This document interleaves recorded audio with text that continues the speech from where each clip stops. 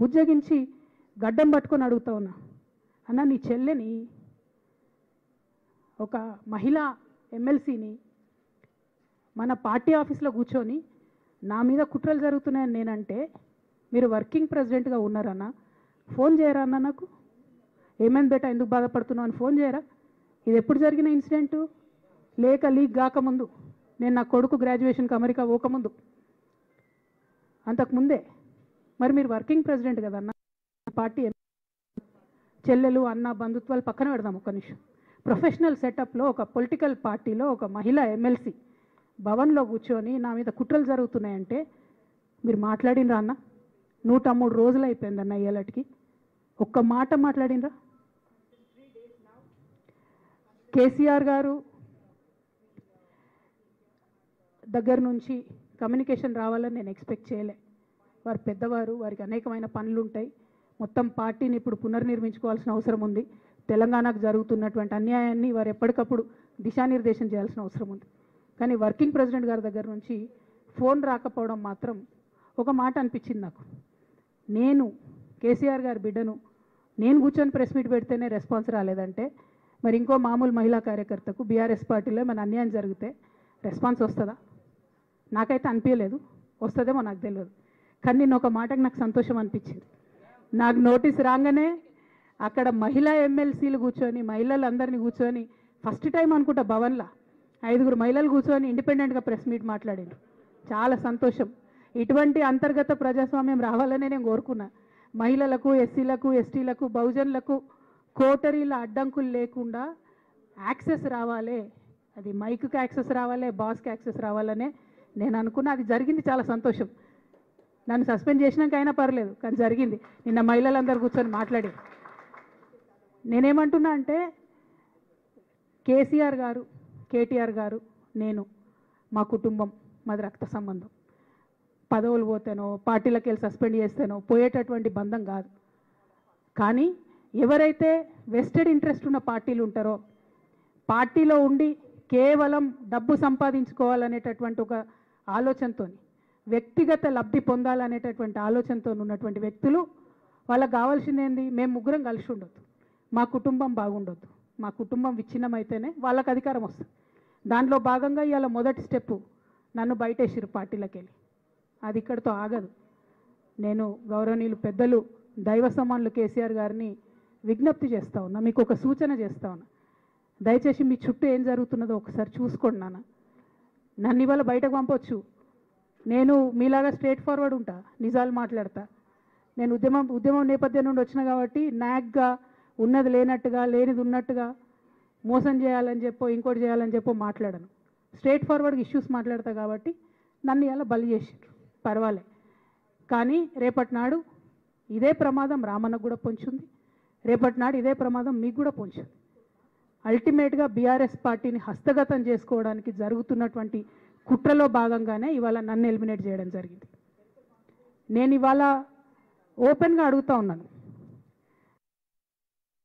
సూటి ప్రశ్న వేస్తున్నా. ఈ రాష్ట్ర ముఖ్యమంత్రి రేవంత్ రెడ్డి గారు కూడా నేను సూటి ప్రశ్న వేస్తున్నా. నా మీద కుట్రలు ఎప్పటి నుండి ప్రారంభమైనాయి? ఎప్పుడైతే హరీష్ రావు గారు, రేవంత్ రెడ్డి గారు ఒకే ఫ్లైట్లో హైదరాబాద్ నుండి ఢిల్లీకో, ఢిల్లీ నుండి హైదరాబాద్లో ఒకే ఫ్లైట్లో వాళ్ళిద్దరు ప్రయాణం చేసి రేవంత్ రెడ్డి గారు కాలు పట్టుకొని సరెండర్ అయినాక ఈ కుట్రలు స్టార్ట్ అయినాయి, నా మీద ఈ స్టోరీలు స్టార్ట్ అయినాయి. మా కుటుంబాన్ని విడగొట్టాలనేటటువంటి కుట్ర స్టార్ట్ అయింది. నేను ఛాలెంజ్ చేస్తూ ఉన్నా, రేవంత్ రెడ్డి గారు మీరు చెప్పండి, ఆ ప్రయాణం జరిగిందా జరగలేదా? హరీష్ రావు గారు మీరు చెప్పండి, ఒకే ఫ్లైట్లో మీరు రేవంత్ రెడ్డి గారితో కలిసి వచ్చిండ్రా రాలేదా? ఆ తర్వాత నుండే నా మీద ఈ కుట్రలు జరుగుతున్నాయా లేదా? ఇప్పుడైతే దాదాపు ఒక 7-8 ఇష్యూస్ ఉన్నాయి, ఇన్సిడెంట్స్ ఉన్నాయండి. అఫీషియల్ పిఆర్ఓ ట్వీట్ చేస్తాడు, Congress party official PRO tweet చేస్తాడు, ముఖ్యమంత్రి గారు పిఆర్ఓ, ఈ పాల వ్యాపారంలో అవినీతి జరిగిందని. తెల్లారి 2-3 పేపర్లలో వస్తుంది, 3వ రోజుకి మాయమైపోతుంది. అదే కేటీఆర్ గారినేమో 3 సార్లు విచారణ పేరుతో పిలిచి వేధిస్తారు. అంటే కేసీఆర్ కుటుంబం నికార్స్గా బరిగీసుకొని కాంగ్రెస్ పార్టీతో రేవంత్ రెడ్డితో కొట్లాడుతున్నాం కాబట్టి మా మీదనేమో కుట్రలు జరుగుతాయి, మా మీదనేమో కేసులు పెడతారు. మీ మాత్రం 1 or 2 days హెడ్లైన్స్ వస్తే తర్వాత న్యూస్ గాయబవుతుంది. ఎన్ని జరగలే చెప్పండి హరీష్ రావు గారి విషయంలో. ఫస్ట్ పాల వ్యాపారం మీద ఏమొచ్చినాయి ఆరోపణలు. ఆనాడు బీఆర్ఎస్ పార్టీ గవర్నమెంట్లో SC ST BC హాస్టళ్లకు Harish Rao గారి పాల వ్యాపారం నుంచి పాలు సప్లై చేసిరనే ఆరోపణలు అయోధ్య రెడ్డి గారు ట్వీట్ చేసిరు. గతం 2 రోజులు పోయింది ఆరోపణ.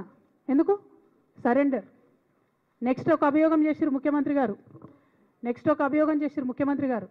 రంగనాయక్ సాగర్ దగ్గర ఆయన ఫామ్ హౌస్ ఉంది, అది ప్రభుత్వ భూమి, కబ్జా చేసిండని. 1 day headline, 3rd day news గాయబ్.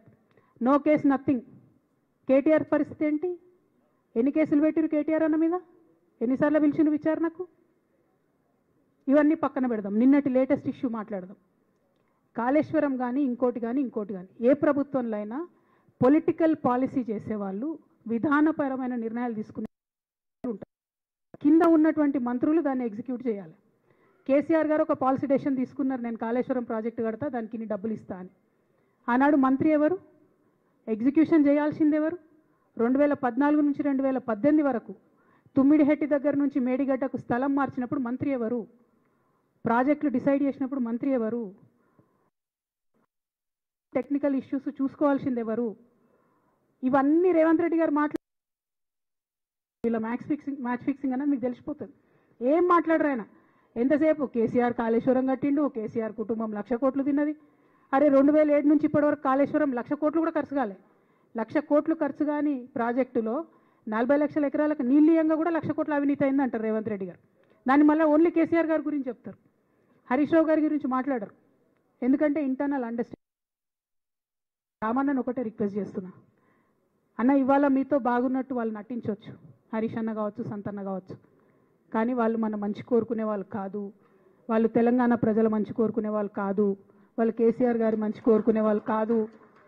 వాళ్ళను దాన్ని మళ్ళీ ఓన్లీ కేసీఆర్ గారి గురించి చెప్తారు, హరీష్ రావు గారి గురించి మాట్లాడరు. ఎందుకంటే ఇంటర్నల్ అండర్స్టాండింగ్ ఉంది వీళ్ళిద్దరికి. నేను రామన్నను ఒకటే రిక్వెస్ట్ చేస్తున్నా, అన్న ఇవాళ మీతో బాగున్నట్టు వాళ్ళు నటించవచ్చు, హరీష్ అన్న కావచ్చు, సంతన్న కావచ్చు, కానీ వాళ్ళు మన మంచి కోరుకునే వాళ్ళు కాదు. వాళ్ళు తెలంగాణ ప్రజల మంచి కోరుకునే వాళ్ళు కాదు. వాళ్ళు కేసీఆర్ గారి మంచి కోరుకునే వాళ్ళు కాదు. వాళ్ళను మీరు దూరం పెట్టి రాజకీయంగా తెలంగాణ రాష్ట్ర సమితిలో ఇప్పుడు బీఆర్ఎస్లో పనిచేస్తున్నటువంటి హార్డ్ కోర్ కార్యకర్తలను దగ్గరికి తీసుకొని ప్రజా ఉద్యమాలు తీసుకొని ప్రజల దగ్గరికి పోతేనే మన పార్టీ బతుకుంటుంది, నాన్న పేరు బాగుంటుంది. ఇవాళ నాన్నకు సిబిఐ అనేటటువంటిది వచ్చిందంటే అది కేవలం హరీష్ రావు గారు, సంతోష్ రావు గారి అవినీతి వల్లనే వచ్చిందని మళ్ళొకసారి నేను గంటాపదంగా చెప్తున్నాను. ఇంకా గమ్మత్ ఏంటంటే ఇదే హరీష్ రావు గారు వాళ్ళ ఫాలోవర్స్ అంతా నిన్నటి నుంచి చెప్తున్నారు, హరీష్ అన్న చాలా కష్టపడ్డాడు, డే 1 నుంచి ఉన్నాడు అని. బీఆర్ఎస్ పార్టీ ఆనాడు టీఆర్ఎస్ పార్టీ పెట్టినాక 9-10 నెలల తర్వాత వచ్చిన హరీష్ రావు గారు డే 1 నుంచి లేరు. నమ్మకం లేకుండా ఆయన పార్టీ నిలబడుతుందో ఉంటుందో పోతుందో అని. ఓకే అయిపోయింది. రాగానే సారు పెద్ద హృదయం కాబట్టి క్షమించిరు, దగ్గర తీసుకున్నారు, ఎమ్మెల్యే కాకముందే మంత్రి ఇచ్చిర్రు, అన్ని రకాలుగా ఆదరించిరు, అన్నీ చేసిండ్రు. ఎప్పుడైతే పార్టీకి ఒక్క క్షణం చెడ్డ పేరు వచ్చిందో ఎక్కడ పోయిండండి ఈయన? చక్కా పోయి వైఎస్ రాజశేఖర రెడ్డిని కలవలే? మీ అందరికి గుర్తులేదు ఆ ఫోటో? సీనియర్ నాయకులందరికీ బాగా మాట్లాడతారు, అన్ని దగ్గర ఉన్నా, నేనే ఉన్నా, నేను ఎక్కడ లేను. నిన్న పాపం చాలామంది ఈ కొత్త సోషల్ మీడియా పిల్లలు ఉన్నట్టు వాళ్ళకి హిస్టరీ తెలియదు అనుకుంటా, అందుకే చెప్తున్నా ఇవాళ.